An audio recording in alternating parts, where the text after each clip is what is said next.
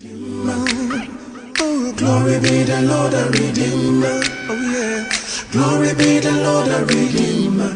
Every day, hey, glory be the Lord, the Redeemer. Glory be the Lord, the Redeemer. We sing glory, glory be the Lord, the Redeemer. Every night,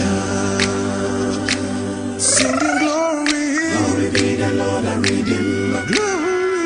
Glory be the Lord, the Redeemer. Glory be the Lord, the Redeemer. Every day, hey, glory be the Lord, the Redeemer. Teachers should not be treated as slaves. It's wrong. All right. Good morning, our wonderful teachers. How are you doing? How is the job going? I know the Lord is your strength. You are blessed in the morning. I always bless our teachers. You're doing a blessed job.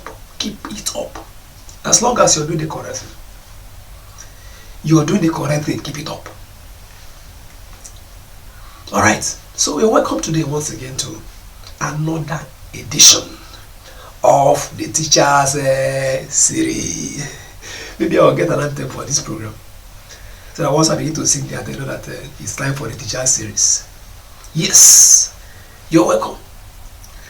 Today we are still continuing with the issue of toxic behavior among our students and pupils. We have dealt with parents. How parents contribute to the toxicity in terms of stubbornness of our children. How they contribute.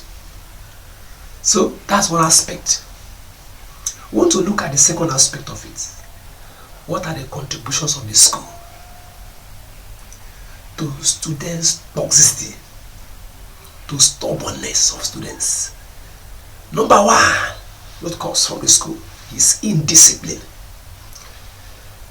Some schools, there's no law. Whenever there's no law, they only have paper rule. Everything about them is theory. They don't implement any. There's no law. And so, how do you want to implement discipline when there's no rule? So, when you look at some schools, you will discover they don't have a rule. They have good marshal points in their manifesto, you know what they call it, in their flyers.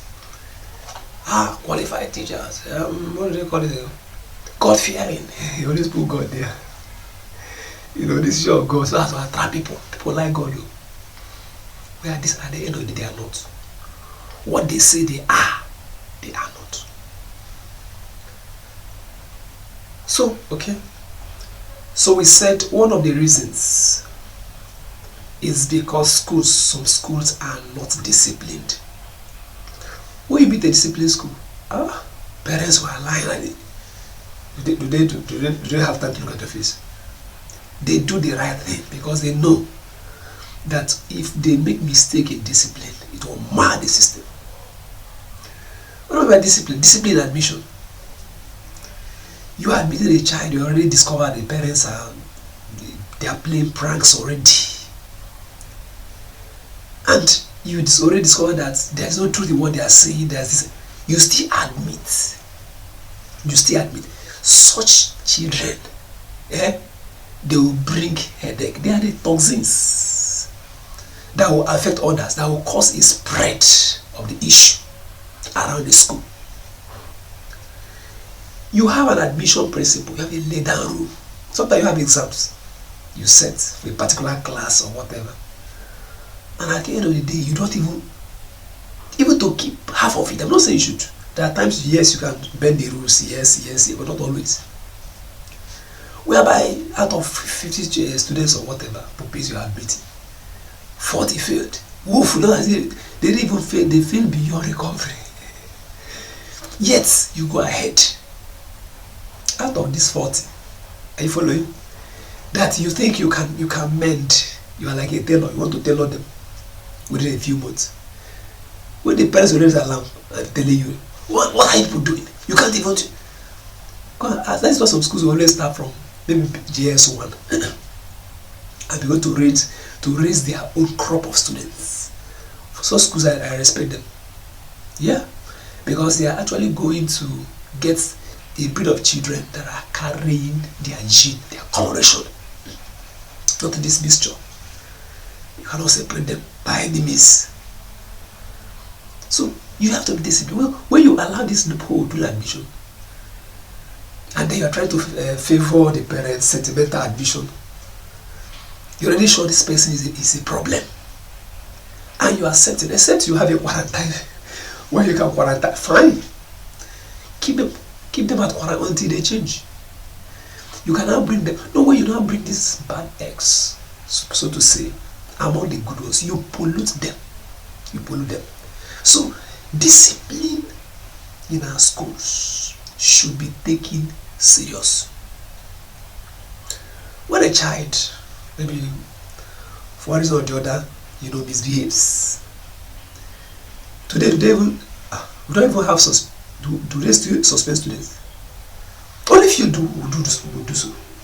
Students no longer go on suspension. For where? They don't. Instead, the school will now find these are things written down. It's in the book. I was in one school, and then they gave me their constitution. Is it constitution or code of conduct? My God, well articulated, well written. Teachers' welfare, this and that and that. The thing was so watery, man, appetizing. Only for me to enter there, nothing. They don't implement even 5% of it. It's theory, paper. That's the issue. So when we don't stand our ground and calling a spade, we'll keep having problems. You see, when such people are being rejected, they will need to change. The parents will need to now do it. They say, look at you, see what you have presented to yourself. Every school is rejecting you. Anywhere you go, like patients that is about to die. Anywhere you go, they are rejecting you. See what you have caused. Change. At that point, there could be a change. These people may begin to change because there is no system that will absorb them. Can you see it? So, rules. Not setting committee, disciplinary committee, at the end, nothing happens. We should set the rules and maintain it. So these are the areas where school also contributes to the healthiness of children. Sometimes we pamper them. Yeah, we also pamper them. Because you have seen the parents, maybe they are so influential. I'm not saying that respect, yes, respect should be given to whom respect is due. And a child of such parent, of such a person is having an issue with the school is supposed to handle it. The way, according to order. There is no preference treatment to anybody. Error is error. Erring is erring. Are you following? So when we don't have that kind of harmonized system of enforcing discipline, we will lose focus. The center can no longer hold. It can hold in a short time. So the school has a very big role to play, because sometimes when the parents are also doing their own part, a parent that is doing well at home, only to come to school and the child is being influenced by this particular toxic child that was allowed in by his school. Who I say that the child you are allowed into the school will contaminate others. That is the issue. That's the issue. Others that came new, others that came well trained, that have a home training, they're well bred, only for them to come to mix with these ones, and they become something else. So school discipline. What is school discipline? In the sense that both the management and the teachers, both ways. A teacher should be disciplined, especially in his or in your relationship with the opposite sex. You had me clear. Uncle. With due respect to all our unmarried uncles, even the married ones. All our uncles. Uncles are uncle. I'm on your table now. When you're not disciplined with these loose girls, some of these senior girls are so loose. Maybe it's because of their age. This age limits, there's their teenage age or whatever. It's a kind of I don't know how to describe them. So that they throw themselves on you. Throw themselves on you. And then instead of you being a teacher to be disciplined, you take advantage of them. Shame. When the repercussion will come, you start running from prayer to post looking for solution. No solution anywhere. Be very careful. I can't forget this. When I began teaching, I was in a school, a girls' school, all girls, at a boarding school. Girls, and I was to take to teach SS1 to SS2 then. I was just barely 19 years old. Just leaving secondary school and still waiting for admission. And I was employed to teach very big government school. Some of these girls are even bigger than me in size. See me now, see my size, see my flesh. Very big. And the first day I was asked to see the principal, she sat me down in the office and said, "Young man," I said, "I want to give you a note of warning. We don't put goats and yam together." She dropped that proverb and left. He said, "Goat and yam does not go together." That means, as a goat, I'm not a goat anyway. I don't know what she meant by that. As a man, you are very young, your blood is vibrating. Put it under check. Put them under control. That's what we call self-control. You are the one to control yourself. So when these careless girls will be throwing themselves left and right, my dear, put yourself under control. That's what makes you a correct teacher. Yes. So throughout my stay there, that proverb alone, the woman dropped. It was like a burning fire in my life. Always burning, always burning. That thing kept me going. So when these children some of them they sit carelessly, the class and whatever, please caution them. When you give caution, some of them do it deliberately. I've seen occasions, when you see students deliberately, they want to entice their teacher. They do everything to entice you. So they're already belonging to one group or the other. So they already having affairs at home and so many terrible things like that.